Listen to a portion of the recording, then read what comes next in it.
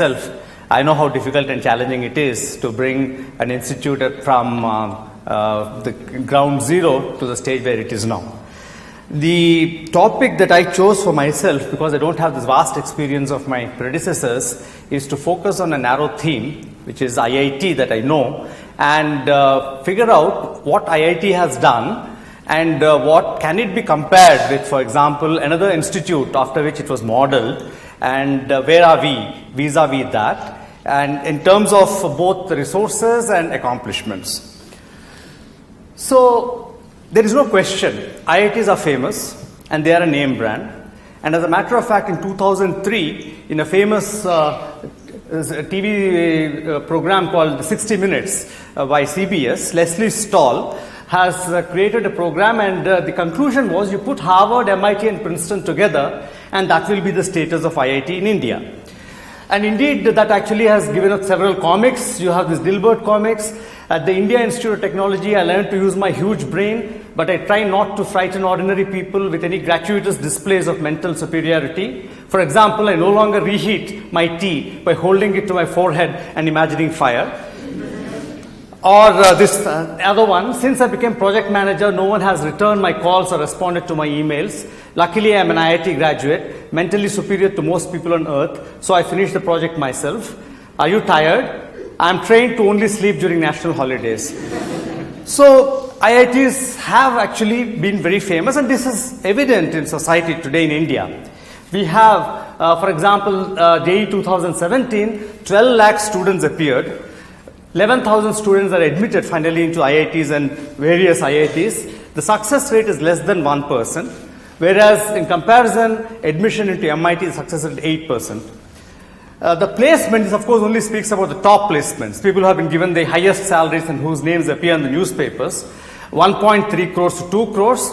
And clearly, this kind of encourages the entire society to go after this. And the coaching industry in India, according to the ASSOCHAM survey, is about $40 billion US, 2.6 lakh crores. It must have certainly increased since 2015. And IIT, and I am not speaking for the entire IIT system because, again, my knowledge is limited and I just focus only on IIT Kanpur. IIT Kanpur alumni are 33,000 plus. Placed in all walks of life all over the world, entrepreneurs, academicians, industry leaders, government service, NGOs, excellent ambassadors of India all over the world. And I mean, I'll flash through. Entrepreneurs, you know some well-known names, you don't know some names. A kid who was the son of my colleague, Sachidanand Tiwari, his son Naveen Tiwari is an entrepreneur in Bangalore. Academicians, we have some sitting with us here, Professor Anurag Kumar, Professor Manindra Agrawal, Professor Ashok Sen, Sandeep Trivedi, some in India, some outside. Industry leaders, CEOs of companies, both in India and outside. Government, you have people working in the Reserve Bank of India governor, the person who sacrificed his life, Sachendra Kumar Dubey, and many others. And we have two current serving secretaries in the government, Ashutosh Sharma and Vijay Raghavan, who are IIT Kanpur alumni. So, IIT Kanpur in particular, IITs in general have been very successful. So much so that from the original 5, there are 23. Many of them are greenfield, some have been renamed. Indians in general, but even our political leaders, particularly when they're abroad, mention IITs as India's success stories.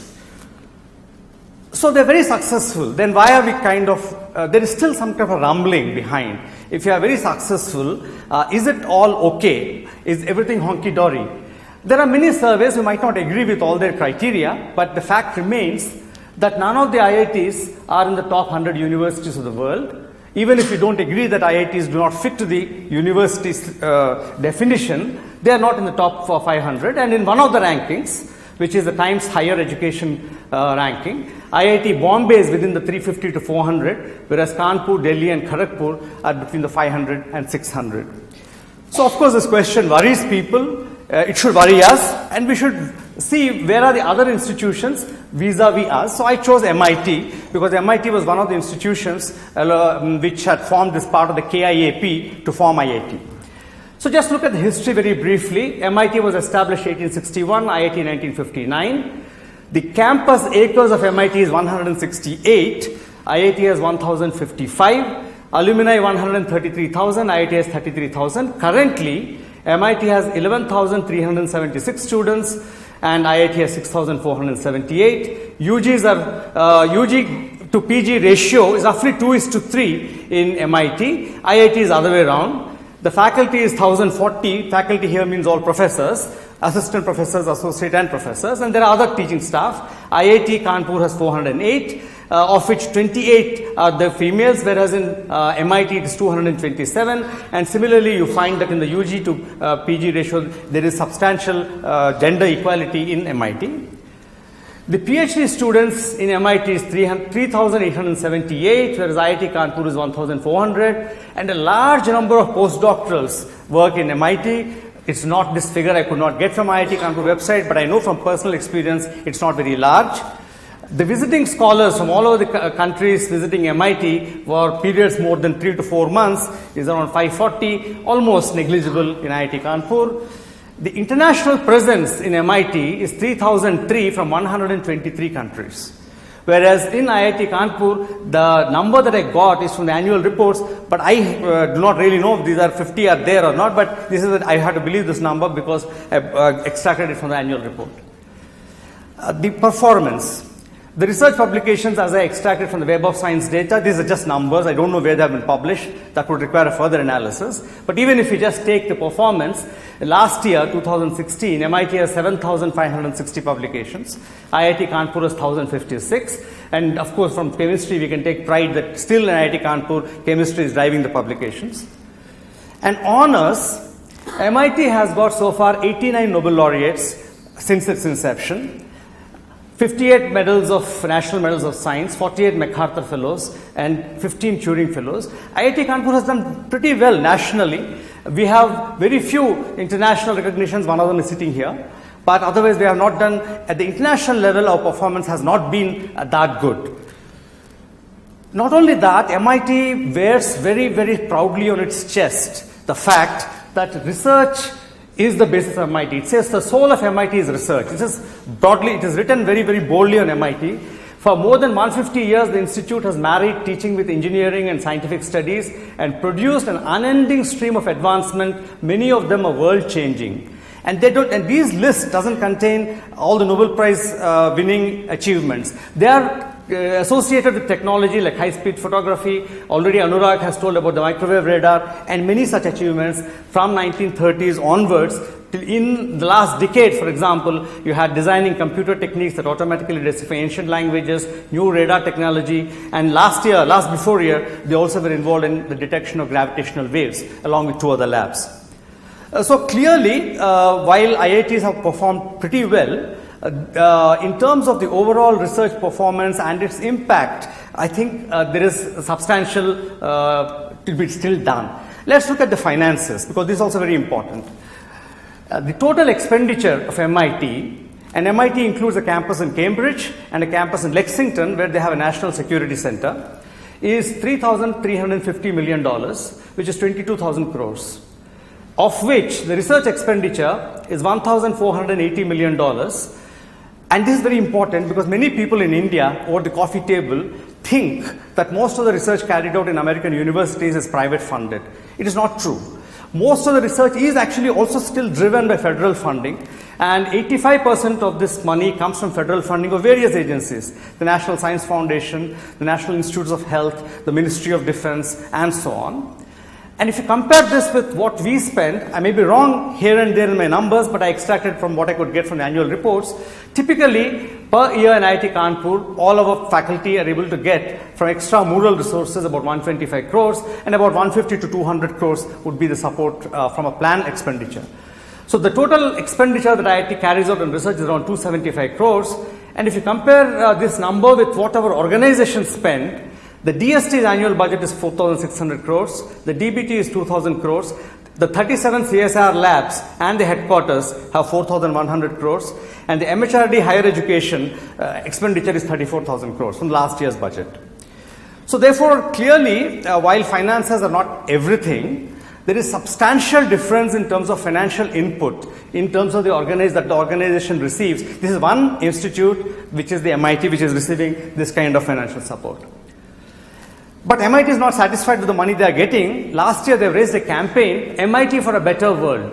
And they say that our aim is to raise $5 billion to meet humanity's urgent global challenges through the vision and talent of the people of MIT. And they have set for themselves 6 particular projects: discovery, health of the planet, human health, innovation and entrepreneurship, teaching, learning and living, and the MIT core. And already within 1 year they raised $2.8 billion. Now I'll come back to the question and I'll give the answer from my perspective after having studied this. So are they comparable? Is it a fair question? Question 1 is yes and no.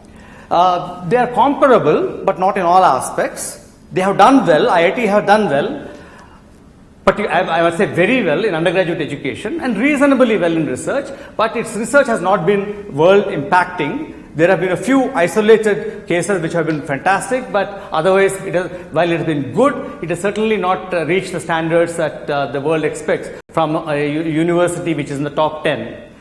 Answer to the question 2, is it a fair question, is no and yes. No, because the financial input is certainly way below what an MIT receives. But on the other hand, it must be remembered that IITs have been around for 60 years. Have IITs done some soul searching and have set up some targets for themselves, analyzed their strengths and figured out that this is one area where they can make a mark in the world? The answer doesn't seem to be that IIT has not yet still done such an exercise and figured out which area is the one that they can excel. So by this time, IITs should have a few niche areas where they are the leaders. I'll summarize. These are my thoughts in terms of way forward. And this is actually, my thoughts are as borrowed from reports that are submitted. This is a report, the 2004 report, Ramarao Committee report, of which Professor Mehta was a member, submitted this report. And this report says, transform IIT into a world-class research university. While you retain your strength in teaching tradition, don't ignore it, but embed with research so that you can move forward and have a ratio, a UG-PG ratio of 1:1, or approximately, if you are mimicking MIT, 40% UG and 60% UG, so that you have about 10,000 is a student strength. And aim for international presence. Now, Professor Anurag Kumar did mention that this should not be a fetish among us in terms of having international presence. My belief is, as I was discussing at the tea time with him, international presence brings in diversity in terms of culture, in terms of work ethic, in terms of experience, and therefore this adds value to the educational system, both the students and the faculty and the visiting scholars. IIT should assess their strengths and aim for at least 3 major themes or areas where there can be international leaders. In fact, I think IIT should have a Chintan Shivir for themselves to figure out where they should move forward and how they should move forward. Introspect and transform. But what can drag IITs behind? One is complacency. This complacency in the fact that in India, we are the best in terms of at least the undergraduate education, and a lot of people are queuing up to come to us. That is absolutely true. But this complacency and lack of accountability has actually led to a substantial number of faculty in IIT being non-productive. Now, many IIT faculty seem to be satisfied with the 3 courses that they teach in a year and seem to fail that they have to do much more than that in order to qualify as faculty. So, introduce a tenure system as is being done in the Indian Institute of Science and in the TIFR. And the non-research productive faculty should be encouraged to do other things which are productive. Perhaps they should teach more than the persons who are carrying out both research and teaching effectively. The leadership at IIT should have the time and the freedom to draw a vision and implement it. As Professor Dhande has mentioned and others, at the moment, the time of the IIT Senate and boards is consumed almost invariably all the time by routine and unproductive issues, and never an issue, substantive issue, gets discussed in the board or the Senate in terms of how to move forward the IITs from the state where they are in to a state which can improve them. The infrastructure.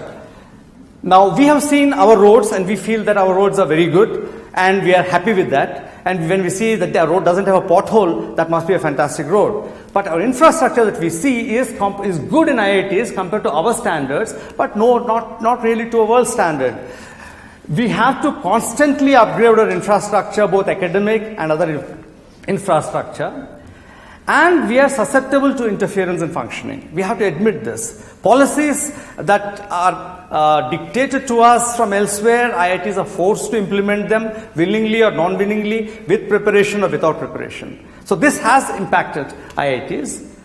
And also there is excessive negative talk, both in public domain as well as among colleagues, among various spheres, without data about, अरे IITs क्या कर रहे हैं? सब लोग बाहर America ही जा रहे हैं, यहाँ का IIT क्या किया है? Do you have the data? Have you seen what IIT graduates have come back and done? Excessive negative talk. We are masters at this. We can bring ourselves down with absolutely no effort from anybody else.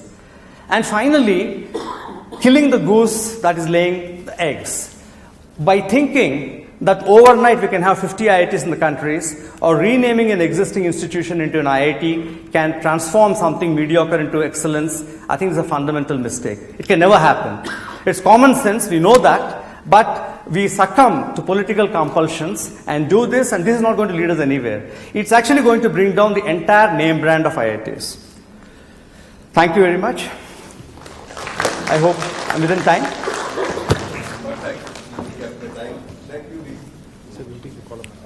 Okay. I think, Maninder. Thank you. You, 15 minutes. Follow VC with regard to time. Yes, I have my timer ready. Okay, so I'll also start with thanking Vinod for inviting me to this session, and also congratulate the entire IISER Bhopal community for its 10th Foundation Day. The advantage of coming towards the end of such an event is that most of the important things have already been said. So one can afford to pick and choose from them and claim them as your own, and get to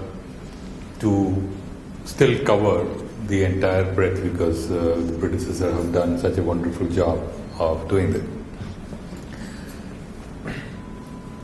So my focus in this presentation is somewhat narrow, unlike the early first three speakers who painted an entire canvas of the higher education with their thoughts.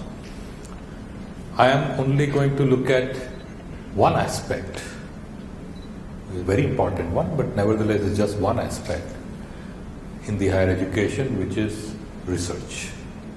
And I will share some of my thoughts on how does one improve the research quality of the institutions. So let's start with problem statement. What is it, or what is the problem with the current scenario? So here are some observations. First, today there are significantly more researchers in our country than there were 20 years ago. And that's a result of tremendous expansion in the higher education sector which has taken place.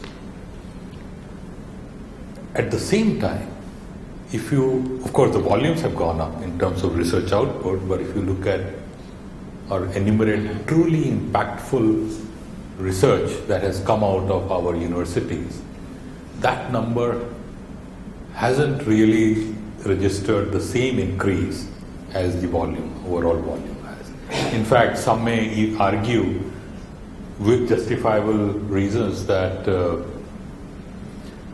30, 40 years ago, the real impactful work, the number of impactful work that came out of our country were more than that has happened in the last 20 years. And the question is why? That's where my focus is going to be. And I have listed some reasons which I consider important, which influence this. One, and this has been pointed out by Mr. Ashok Thakur and others as well, that at most of our education institutions, research is measured by numbers. Only some institutions emphasize quality. Those are the exceptions. And even then, in such institutions, if you look at the overall set of researchers, most of them, okay, that's probably a strong statement, but certainly many of them, many of the researchers, despite their strong pedigree, do not produce excellent output. And the third aspect, where it's also very important and has been alluded to earlier by both Professor Anurag Kumar and Professor Chandrasekhar, that very little translation research is being done in the country. There is, and one, I deliberately have not included another possible reason for lack of strong research output, strong quality research in the country, which is one can say that we don't get as many good PhD students as other institutions do. But I think that is not going to help the argument in any way, because a good PhD student will only join a strong researcher. So until we create a large number of very strong researchers, we cannot expect to get strong PhD students. Now, at the core of all of these explanations of why, I think what lies is the curse of mediocrity. A very large number of researchers in our country do not aim high enough. They are very smart, they are very good. If you consider Indians as a community and consider in the academia, look at Indians in US. In academia, we are present in large numbers and they have done tremendous quality of work. Every year you see in reports the kind of output that Indians in US academia are doing. So I don't think we lack in genetic makeup or mental, psychological makeup in any way. But the same Indians working in India are unable to do the same or reach the same heights. One can argue that the smartest ones are there and the less smart ones are here. There's a point there. But still I would consider the gap between the two outputs is too large to be explained by just this fact. So there has to be other reasons. And I'm listing 4 reasons that have come to me.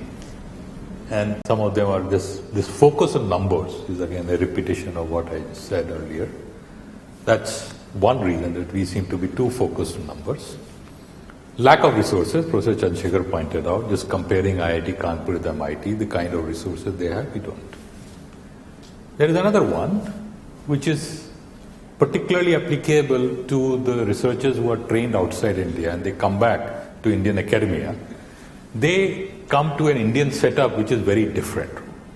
The way you work the Indian setup is very different from outside. And finally, incentives. Our incentive structure, I would argue, is not correctly set up. So let me spend a little bit of time on each one of these 4 reasons. Numbers. There are good things that can be said about numbers. Firstly, numbers provide a very objective measurement criteria. You can't dispute numbers. And it works reasonably well as an aggregate measure. You want to compare the total output coming out of India, you count the number of papers, number of citations, number of patents. It would probably give you a fair idea of where we are going. But the moment you individualize these numbers, that's when things go wrong. At an individual level, counting numbers that this person has so many papers, therefore he is better than some other person, that's where things go wrong. But we continue to use it at individual level because it's considered safe.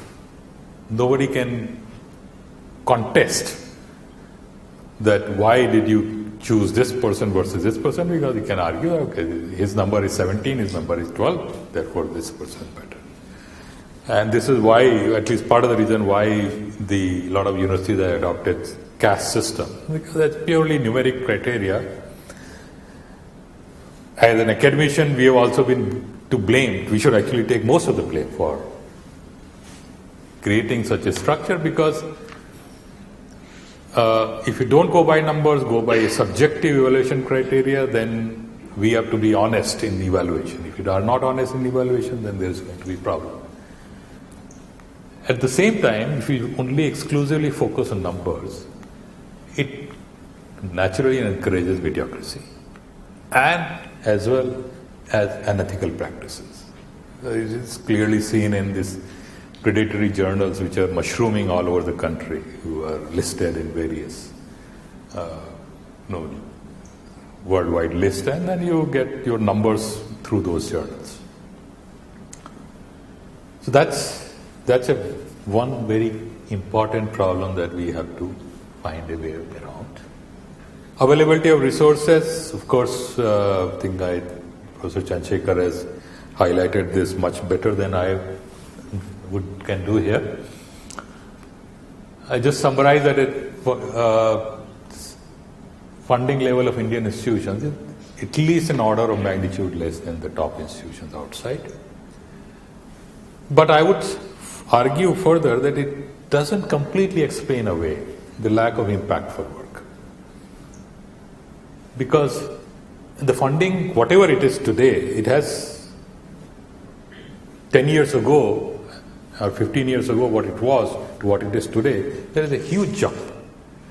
Yet, we don't see a corresponding increase in the truly impactful work. So there is something else that is missing. So this is a reason, but I would like to argue that this is not the primary reason.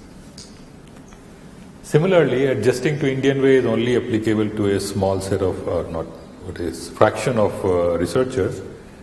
It's not, I don't think it's a very critical one, but it still plays a role.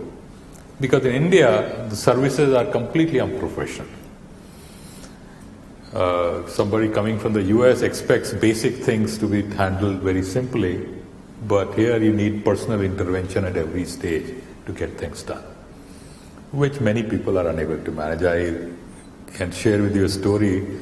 One friend of mine who came from Cambridge to TIFR, very highly respected guy. He settled down in TIFR and started setting up his lab. He was a biologist. And TIFR has a manufacturing unit who make certain equipment. So he sent his request for manufacturing. Now, as it happened that the chief of that manufacturing unit was a person who had affiliation with Shiv Sena. And he got into a argument because things were not moving, so my friend got into an argument with this head of manufacturing unit, who told him that, ठीक है, आप ऐसे करेंगे तो आपकी बेटी 3 साल की है, वो आपको फिर नहीं मिलेगी. So the person got so afraid that within a month he packed his bags and left. So that's an extreme example of the situation that may arise in our country, but it is to highlight that this is an important feature, but still I would say not important.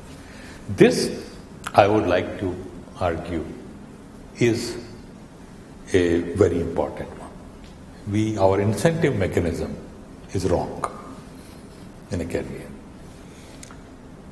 And here I would have shamelessly borrowed from the beautiful statement made by Ms. Das today morning, where she has very clearly highlighted the fact, in such beautiful words, that we recognize excellence, but we don't recognize quality. Excellence is just very rare few, and this is reflected in our incentive structure in academia. We do recognize excellence. No, we have a whole bunch of awards, Bhatnagar Prize, Swart Jayanti Award, J.C. Bose Fellowship, and you name it. In fact, we have too many awards in our country. But they are only for recognizing excellence, those outliers. But the good, honest, quality work, there is nothing, absolutely nothing to recognize that. And that demotivates. Because majority of researchers can clearly see very soon that they will never or very unlikely to reach that level of excellence. Then they have nothing to look forward to. So that's a very demotivating factor. And second, of course, there are the there are just like there are outliers at the top, there are outliers at the bottom. While we do recognize outliers at the top, we don't recognize outliers at the bottom. And recognize in the sense we don't do anything about it. Because these outliers at the bottom can really poison a system. Because they have all the time in the world, because they do nothing. In academia, if you can survive by doing nothing, because most of the things that you do comes from yourself. If you do, nobody asks you to do things, except from teaching for a few courses. So these are some of my thoughts on the key things that are missing or which impact the quality of research in our country. And I just end with sharing a few suggestions about what we can do about it. Evaluation, I think this is very important.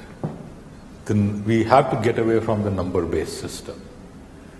The only known way of doing a good evaluation is through a peer group. There is no other known way. Although I think Professor Dhande mentioned that maybe some AI-based evaluation mechanism can replace this. But until that happens, okay, I'm out of time, well, I'll just take a couple of minutes. Until that happens, this is what we have available. So, that's the only system that can perhaps measure quality of work than just quantity. And several institutions are doing successfully in India itself. So that needs to be implemented at a much larger scale. It's going to be a major challenge, but I don't think we have any alternative way if we want to improve quality. And second, we need to fix our incentive mechanism. Link it with the quality of work. It should not be very large also, because the moment you bring a large incentive system, it distorts. I mean, you can clearly see it happening in China. There must be incentives, but at not a very significant gap between what those who are getting or not getting. Ideal is temporarily small, within a short period of time it should be small incentive, but if you accumulate over a long period of time, it adds up to something significant. But you do have large incentive, but associate them with high risk directions. That you take risk, big risk, if it comes off, then you get whatever you want. Particularly with translation work. One major reason why translation work hasn't happened in our country is because you are required to come out of your comfort zones. You have to try something new, you have to talk with an industry, talk with practitioners, try to resolve a lot of problems which you would academically not encounter. So most of the people shy away from that. So if we associate large incentive with success in translation research, maybe we'll get something better. And finally, create mechanism for removal of non-performance. That's the bottom line. And here, the 7th CPC order from the MHRD, I think makes a start. It states institutes should put in place a process for discontinuation of non-performers. So that's, I think, a very welcome statement coming from the ministry and government. Thank you. Last but not the least, Ravi Singh, 15 minutes. Good afternoon, everyone. First of all, the first 30 seconds of every speaker I say ditto to. Vinod, very well done. And all of you who have been a part of this wonderful journey. I was here when there was nothing around, and it looks heaven now. So without going into whatever I had earlier thought of discussing, I would pick on where Manin has left. He talked about people, I'll talk about institutions. And only those institutions who are the outliers at the bottom. Because that is almost 99% of the institutions in the country. One thing I want to tell you beforehand, India is a very different and delicate country. And here things start transforming only when you hit the rock bottom. And in my opinion, we have hit the rock bottom as far as quality of education and higher education is concerned.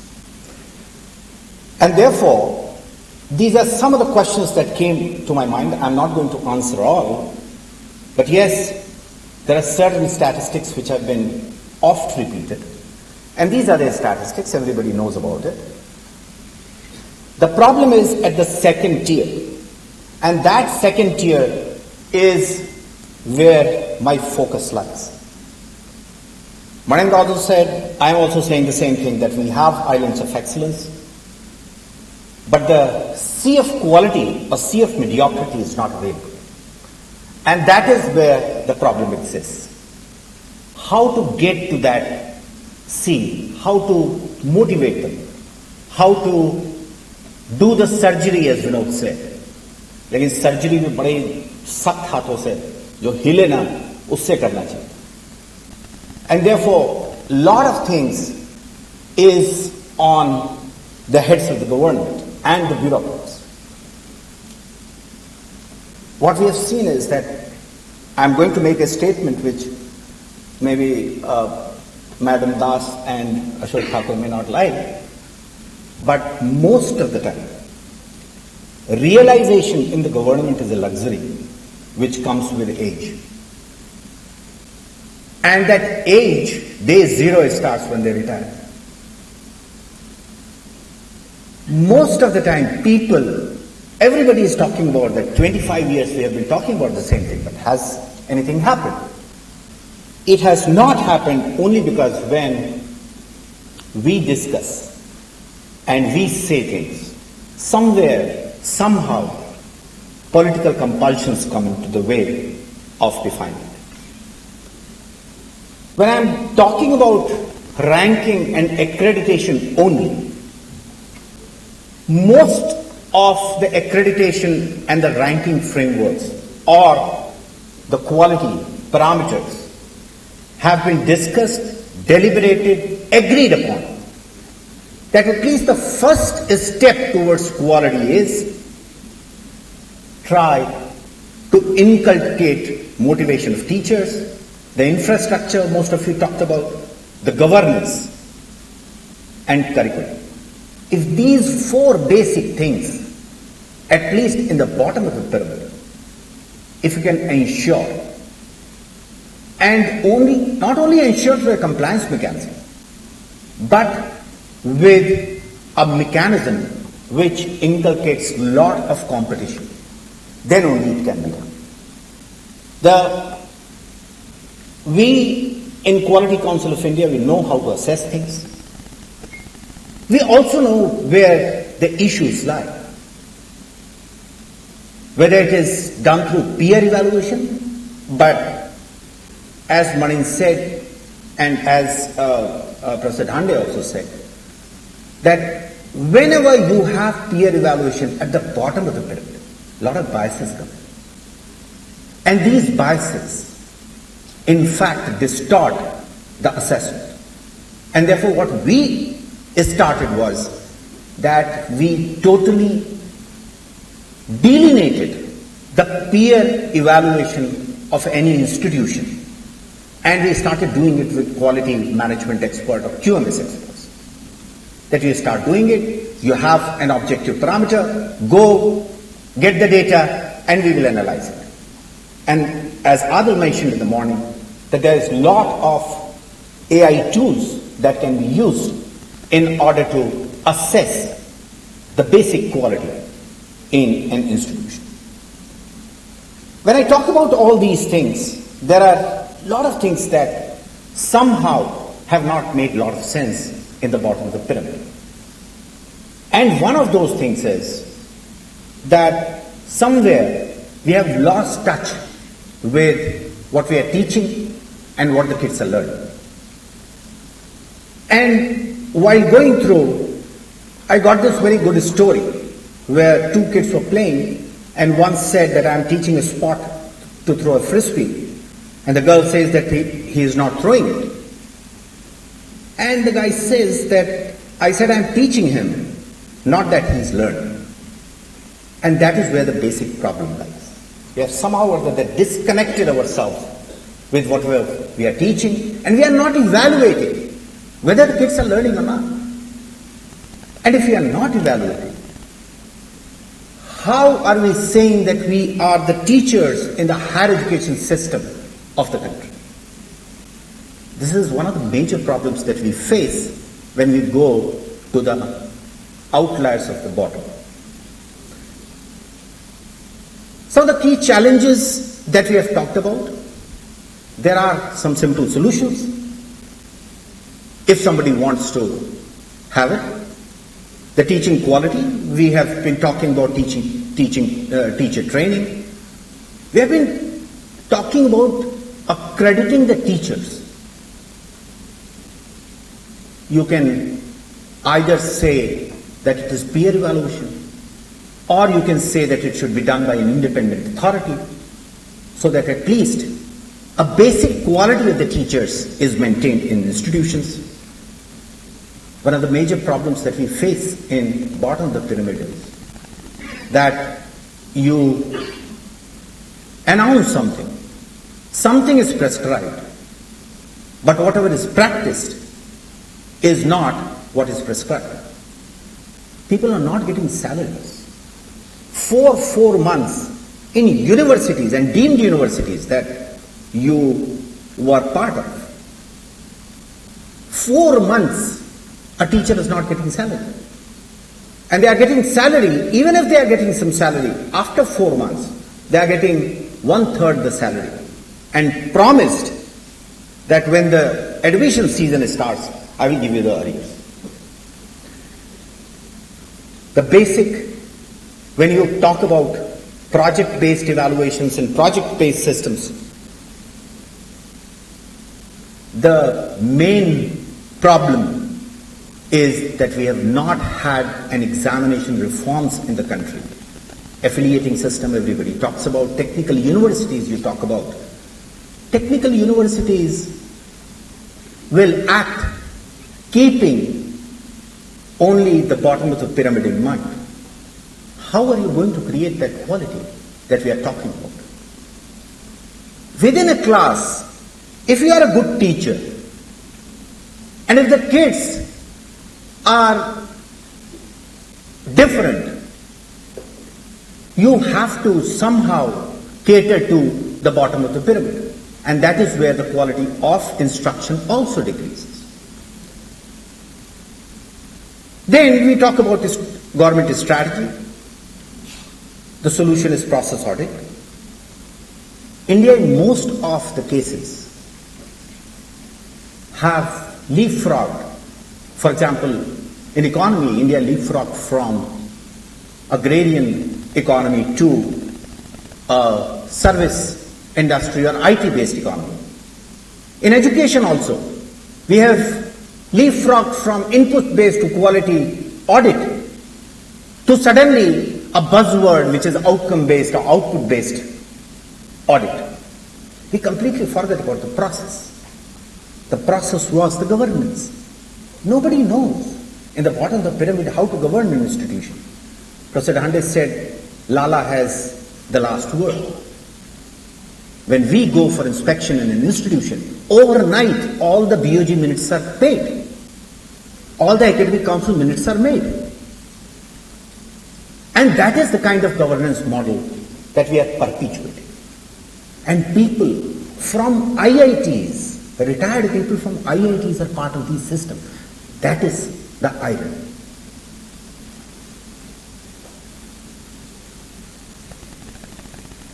When we talk about ranking versus accreditation, there are pros and cons for every system. The pros for ranking is that it is done in relation to others. But it gives you good results only when institutions are similar. Dissimilar institutions, ranking does not work well. And especially in India, when we talk about research, production, count, numbers, and comparing with global benchmarks, we forget that in India there is a lot of research which is done in local languages. We are completely discounting that. And therefore, although reaching out to these global rankings could be an aspiration for first 20, 30 centrally funded institutions, but the quality will have to be preserved, because that is where exists the flavor of Indianness. The accreditation has worked very well, and in fact there are instances where ranking and accreditation have worked really well. For example, in Australia, ranking framework really worked well. And they have completely transformed their system of higher education through this ranking framework. I'm not going to compare ranking to accreditation. I'm only giving you the best practices. I'm only giving you where it has worked and why it has worked. The accreditation process has also worked in various products and services. And there is a very strong commitment that if we also introduce accreditation through a third party, it will also work. So these are some of the examples where the accreditation system has worked. And we are working in quite a few of them. For example, improving the safety of medical devices. We have created an accreditation structure where it has really worked. We have created a system by which third-party agencies go and do the environmental assessment. And the government inspectors don't go. And food safety in railways is done by third-party agencies. So there are examples. And these examples can also provide the same kind of results if it is tested in the higher education system. And finally, why should we do accreditation and ranking? The only thing that I want to say is that please don't treat ranking and accreditation as mutually exclusive things. In fact, if you do accreditation, you can very easily do a ranking by extracting some of the parameters that you want. And ranking in India perhaps would be most useful if we do it course-based, program-based, rather than institution-based. So my only emphasis to you all is that we can, if we want to implement ranking and accreditation in India, it has to be third party, necessarily third party, which is arm's length away from the government and especially the Ministry of Human Resource Development. In fact, I am pitching myself. Reduce the oversight. These compliance standards or the statutory bodies have not given you the desired results over the last 40 years. And therefore, it is time that you provide a system by which, if you are accredited, you would not be tested. The accreditation alone would give you the license to continue and the flexibility.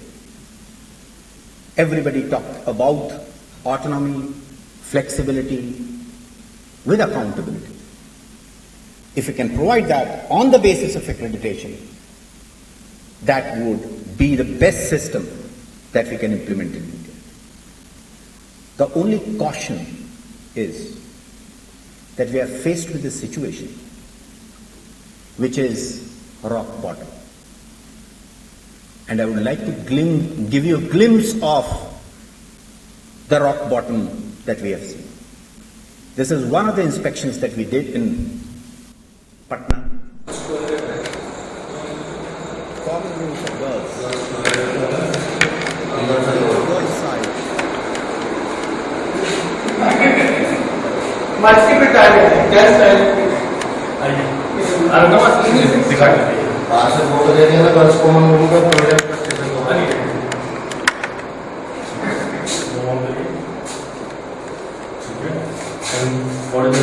Believe me, this is common room for girls. That is what is written outside.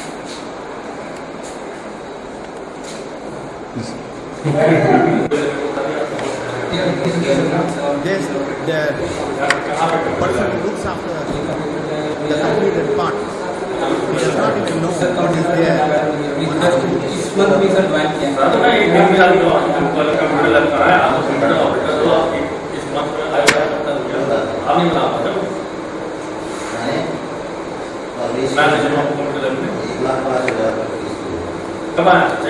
Sir इसी month में इस month में sir ये 1 तारीख से 1 तारीख से जी आज कितने तारीख आज सर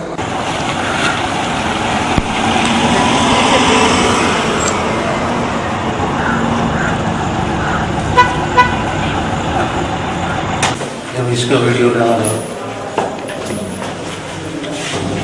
इनको बताया जा रहा है प्रिंसिपल का नाम क्या है, लेक्चरर का नाम क्या है, ये इनको सब बताया जा रहा है कागज पे लिख के। प्रधानाचार्य कौन है? ये कॉलेज दिया है आपको, आप लोगों को कब दिया है? ये बहुत पहले मिला हुआ है,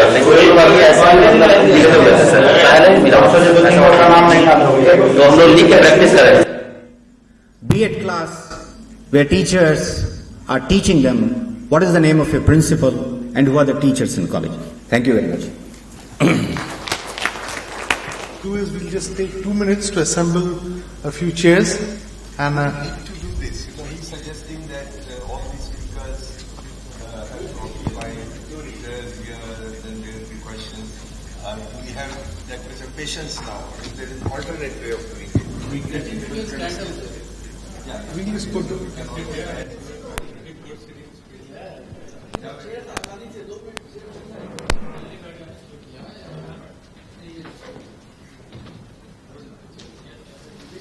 so just keep it.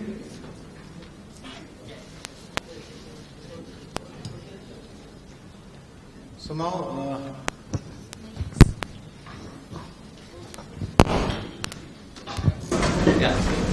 can take questions from the audience. No, so we had a fruitful discussion. Very more opinions have been shared with us. But I think there is room for getting some inputs from the audience. There are many, many experts here who may like to share their ideas, thoughts for us.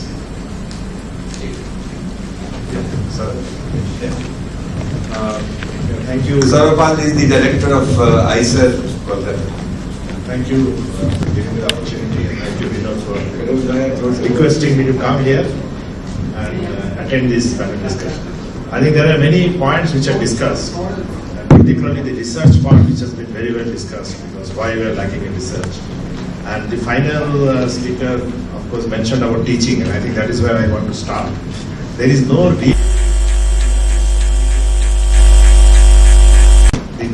everybody who is a teacher is a teacher, and there is no further gradations which have been seriously made.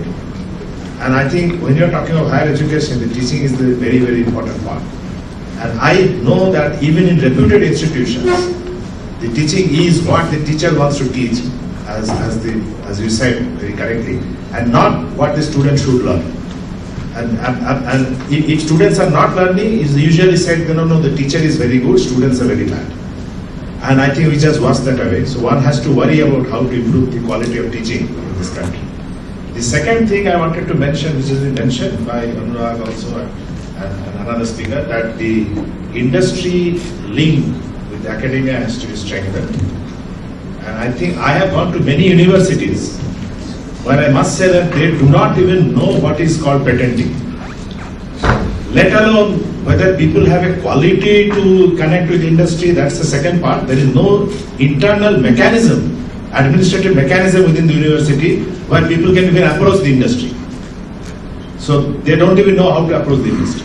So, and today it is very important that the universities must connect with the industry. The third quick point is that I was little bit intrigued by the fact that we said, I think Maninder said, that we reward excellence but not quality. I'm a little bit intrigued because I thought the excellence should contain the quality. Judgment of excellence should be done by the judgment of quality. Thank you. Thank you. Maninder, you want to quickly respond? How do you differentiate between whether is excellence inclusive of quality? I'm just borrowing the phraseology of Madam Das, that quality is a much larger umbrella than excellence. Only the absolutely highest quality work can qualify as excellence. But that doesn't mean that there is lack of quality everywhere else. So I think the big chunk in the middle is what we're missing. Any other comment from the floor? I think if I can paraphrase what Maninder is saying is that we often have a measure of excellence which doesn't include quality. Yeah. But it's more to do with counts and certain metrics that we have set up over the years. It's what we call excellent. But that measure of excellence does not include quality as one component of it. Yeah, that I agree. But that is why my comment is that excellence should contain. Okay, there is a young man. Oh, you are just holding the mic. Oh, come on. I thought you were going to ask a question. I was so happy the young man wants to ask a question. The ground reality is what Robi has said. Out of these 800 universities, only 50 like Assam IITs, a few universities and IISERs are good. 750 should be closed down immediately. Otherwise, there is no chance. The question is how to find out a nice way of selecting good faculty all over the India.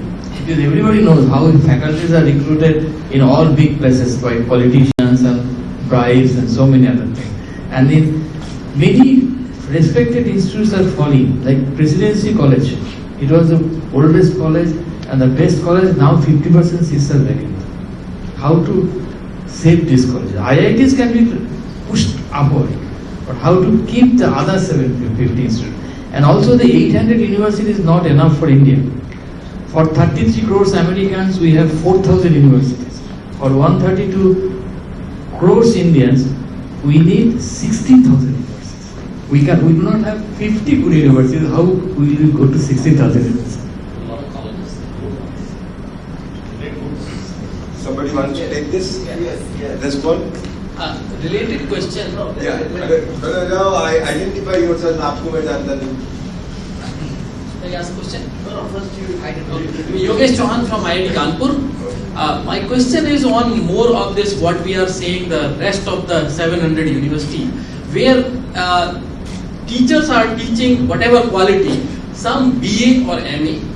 After that, there is no question asked where are exactly they are going to do other than teaching in the basic school. So why exactly are we teaching at all in these colleges? And what's the purpose if there is no job related to the what they are learning, and there is no, in fact, nobody is even thinking about that. Where are we going to have these people employed? Anyone? Sajjan, you want to take this question? You have to first make a distinction between education and training.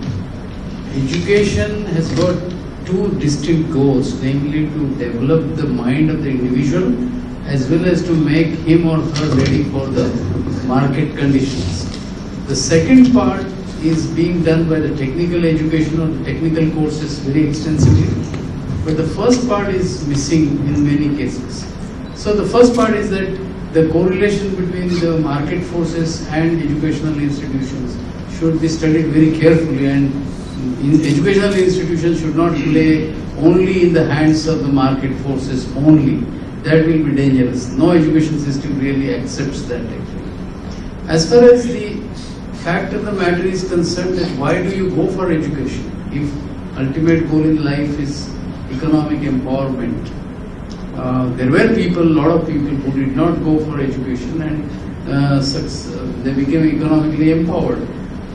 But today in our society, there is no other way but to have some sort of skills in your hands before you enter the market. Unfortunately, the present education is not giving the kind of skills which are required in the market. So there is a need for evaluating the education system so that it becomes tuned with the society in some form. But that doesn't mean that you will just sell out as a training institution. There has to be a difference between an educational institution and a training institution. But the curriculums have to change, the pedagogy has to change, the assessment has to change. Those reforms have not happened in the education system, which are really, really required right now.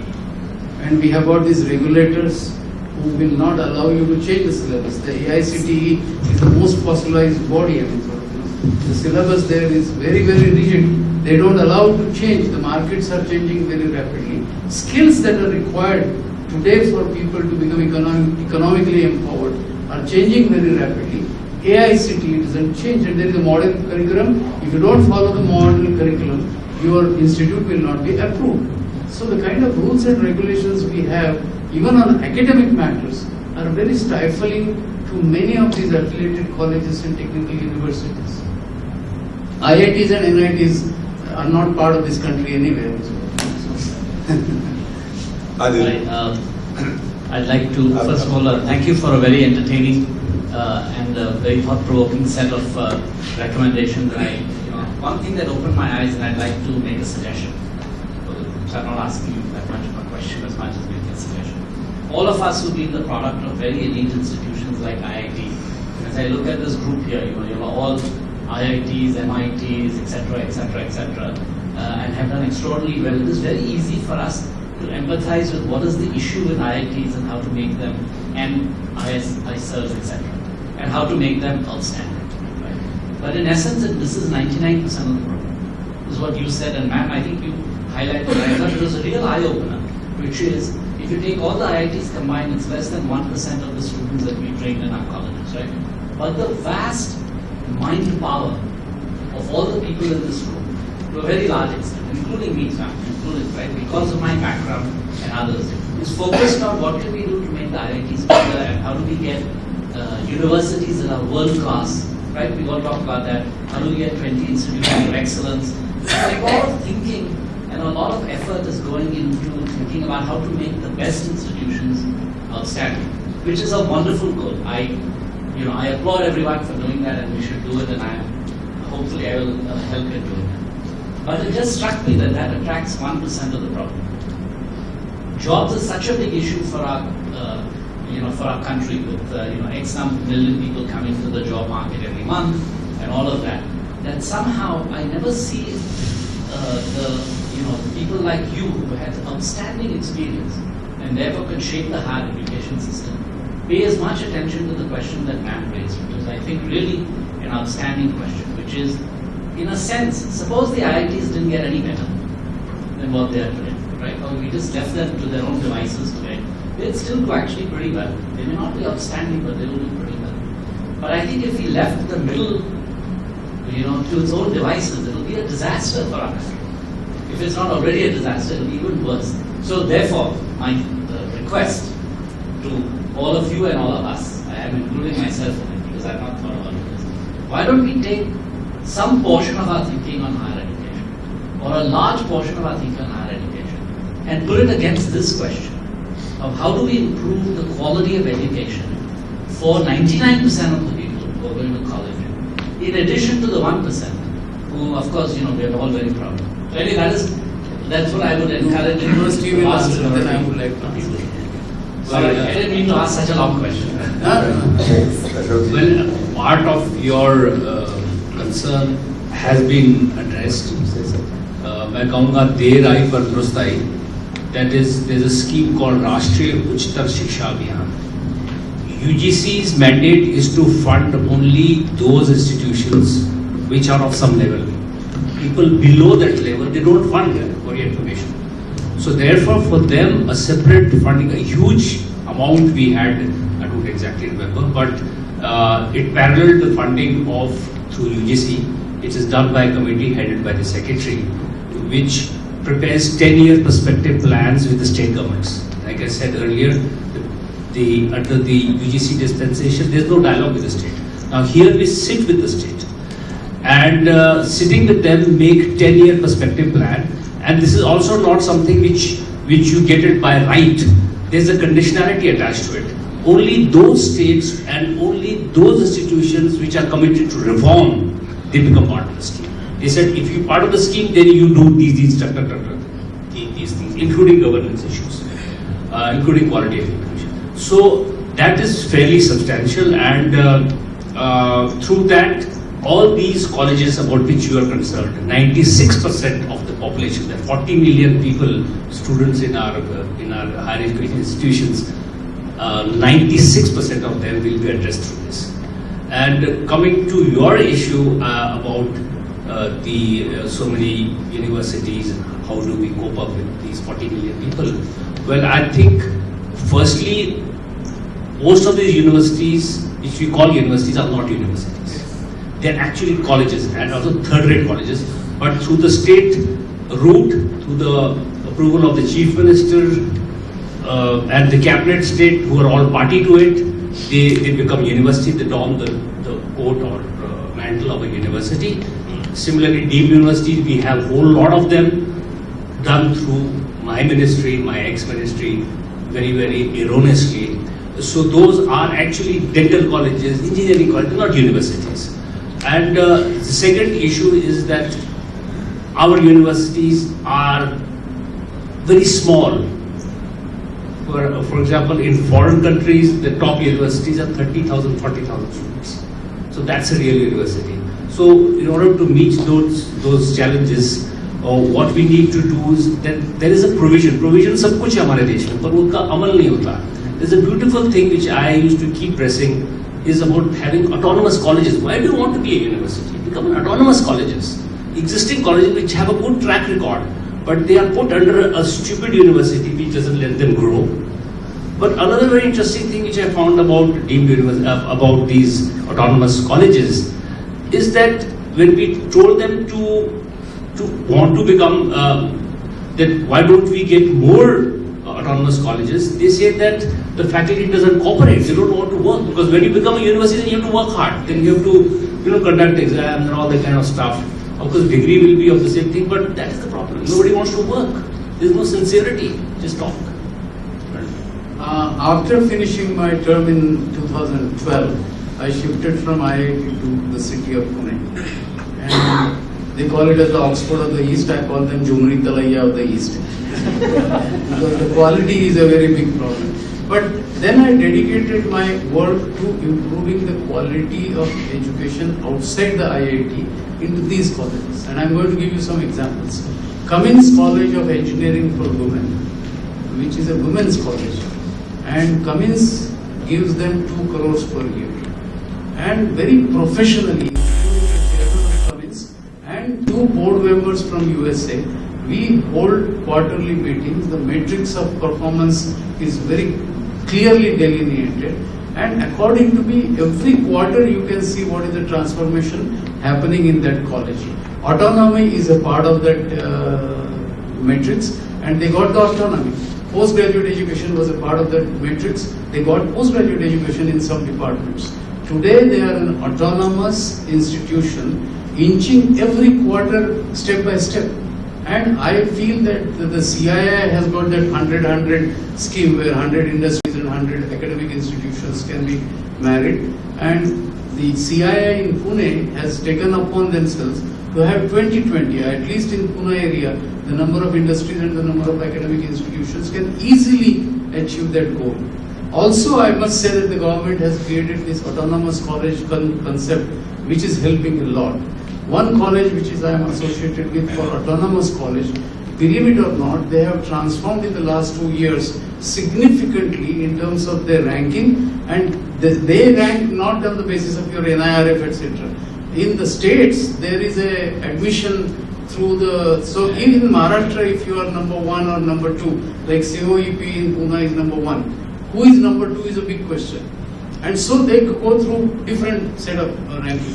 But another excellent example, so this is college which is trying to get autonomy, has got autonomy for 2 years and has improved the standards. CCEW has improved the standards.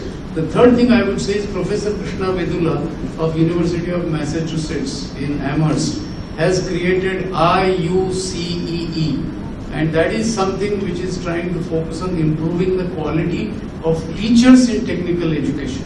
Very successful. Narayan Murthy gave them $500 million. And they have done extremely well in terms of now the funding is over, but they bring experts from abroad, mostly USA, and they conduct workshops, they conduct courses, they conduct training programs. There is a certification to the teachers that is given to them. And if you have got those certifications, you will find that though by and large there is apathy and there is no hunger amongst the teachers to excel, but I must say that I have seen now, because what has happened is that if you don't perform in the quality, the placement falls down. And if the placement falls down, then the college goes down. And therefore there is a need for these people to perform. There are problems Sanjay, in terms of wages. We need to stop because I have 2 people, last 2. Yes, Madam, and then Mother Gadgil will have the last word. I was interested, you see, in this discussion, and in the afternoon, Mr. Sondhi was raising an issue about why is it that things don't move. And I feel that the issue really is that higher education is not something that is getting into people's lives, into discussion. It's incumbent on us, if we are looking at setting a transformational agenda, then we need to bring these issues out into the open. When this television channel did a series of 15, 16 episodes about the state of higher education recently, I mean, the fact that large multitudes of colleges are running in these very sordid and miserable conditions, no questions asked. The only 2 points that even IITs, when they get into the public scrutiny and public imagination, is number 1, what kind of pay package the outgoing students get, and how many students got in, and how few students got in, and how many were left out. Now, these 2 ends of the supply chain are not going to make a transformational agenda unless there is a demand. You see, the supply and demand you cannot keep on increasing the RUSA allocation. It's not going to make a difference unless we are creating an awareness about what is it that we need to be, what questions need to be asked. And as educators, people interested in the business of higher education, I think a lot more proactive involvement with society at large is required. Make everybody ask the right and critical questions. It's high time that we ask questions. It will not, because governments will not deliver. Ashok, your point, autonomous colleges are not adequate because universities hand out degrees. It yields money. And that kind of money power is what is driving the entire industry in education. So perhaps we need to be... Thank you, Madam. Madam. Thank you. So much has been said that I really have nothing to add, except as a lover of diversity, as per your order, I want to add a little linguistic diversity, and English and quite a bit of Hindi. So you wanted me to say something in Sanskrit. Shubhaste Jnana Panthanaha Santu. Let our journey to advance knowledge be blessed. Okay, thank you very much. Before, want to make a comment? Okay? Yes. Actually, I am struck with this dichotomy that, especially in context of IITs, that alumni are known. There are success stories, yet we are below 400, right? I think my personal opinion in 20 years in an IIT is that the government has held us back for too long. When you talk about internationalization, globalization, and global impact, we are not allowed, we are nowhere close to even being competitive. Say, for example, intake of students. We are still bound by JEE, for example. We had talked about NUS, how it has catapulted NTU in 30 years, it has come to top 50 or top 60 institutions. But yet, all our institutions are handheld and for 60 years nurtured like baby and not really thrown into the competition full-fledged way. You take only the old 5 IITs, let them compete, no holds barred. They should be able to take students any which way. If I am a person living in Thailand, if I can afford my son to be or daughter to be sent to an IIT, I should be able to do that with GI score or any standardized test score. Yet, our IITs are only limited to Indians, and we rejoice in the fact 12 lakh students appeared, 11,000 selected, toughest, most competitive, yet below 400, below 500, bordering 600. This dichotomy has to be answered, and it has to be answered at a scale or at levels where perhaps our voice, at least in this room, I'm not sure how far it's going to go, but we have held ourselves way too long by shackles of, I do not know, guidelines, being an undergraduate institution, taxpayers' money, and so on and so forth. So there is something amiss, and there is something really wrong, and I'm not sure how is it going to be overcome. Okay, thank you. The last. No, you wanted, I don't want to say no to a fellow panelist. No, this is just to comment on the difficulties of having a foreign student. I was just facing a TIFR, a Nepalese student whom we wanted to admit, and the files have been cleared by us. The DAE, it's with the external ministry. For last 4 months, we've been struggling to have a JRF, Junior Research Fellow, from a country which we consider as on our border, a Nepali student. So I think the processes are not clear to anybody in terms of how we can admit a foreign student. So there is definitely a level of difficulty which Sandeep is raising, and that needs policy intervention. Okay. Let me just make one small. Short. Very short. The government or the other people are interested in changing the norms of admissions. I think the ball is in the academicians' court that you come up with a better model. I think people will look at it. But we have not come up with any better model than JEE at the moment. And JEE is now very, very old. Okay, I think it's time to close our discussion. I would make 2 points and exercise my privilege as a moderator. First of all, let me tell you, the shelves and archives of MHRD are full of reports, committee recommendations in last 20-25 years. And although very interesting points were made, many of these things have been said before. Many, not all, because the context has changed. We are a new generation of people, but they are there. The question is, who will bell the cat? Who is willing to make a change? I see no signs of anybody seriously interested in making a change. And unless that happens, we will keep on talking, but nothing will happen. And I want to therefore end by this anecdote, which is real. About 40 years ago, when I was a young man, we had a discussion in our Indian National Science Academy about future of education in India. I was a young, brash person. I was invited specifically, I was a young fellow of the academy, and so I was invited. And I said whatever I felt. This notoriety of being frank is not recently earned. I mean, this is something that has been with me for a long time. I said, this very senior scientist, I will not name, who was sitting here, he listened to me and he told me, young man, what you are saying, I have been listening for last 40 years. And you will listen the same for next 30 years. And this is really true. things have just not changed. And they will not easily change unless there is a political will, which has been singularly lacking. What is happening is that our problems are mounting.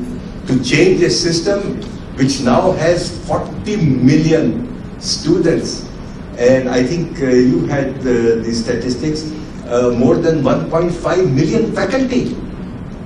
So what has happened is that our discussion is generally centered today in this room around a minuscule section of our higher education system. We cannot imagine what the plight of people working in universities is today. I can claim to know little bit because I do keep my feet on ground.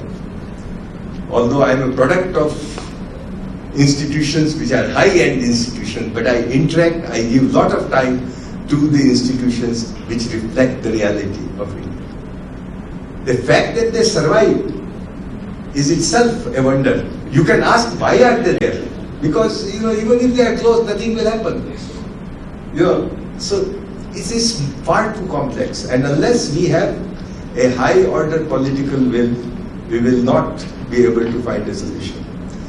I don't want to end on a so pessimistic a note, but I must also say the fact that given all the problems that we have, we are able to deliver. Even in universities, good quality work is done. They are lonely furrows, something to be very proud of. So things can be done, but political will is needed. So once again, thank you very much, the fellow panelists, and thank you all for your patience. I know it is approaching 7. We are supposed to close at 6:30. I tried to control time to the extent possible, but sometimes I myself on the other end and guilty of overshooting my time. So I fully understand this. Thank you very much. Just a couple of announcements, sir. So please, I request all the panelists to get back to their seats. So as a token of appreciation, I have requested Director Professor Singh to kindly present a small memento to all the speakers. Professor Dhande.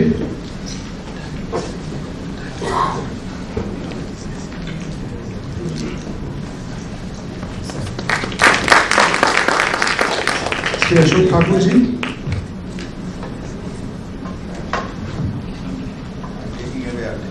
Rajesh भाई तिरछी होकर आगे जाइए। Professor Satyamurthy.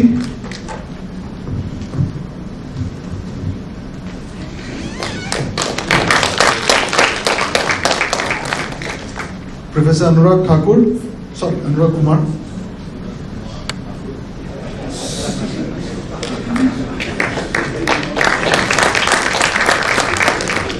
Professor V. Chandrasekhar.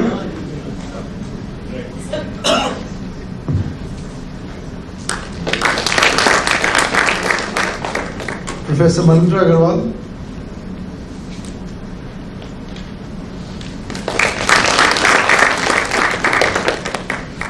And Dr. R.P. Singh.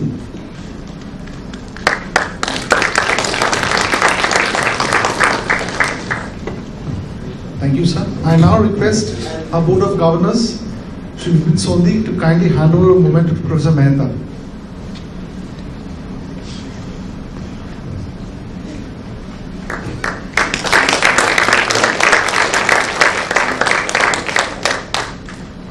I thank you all for your active participation and formally end this Chintan Shivir with the hope for a brighter and better India. Thank you.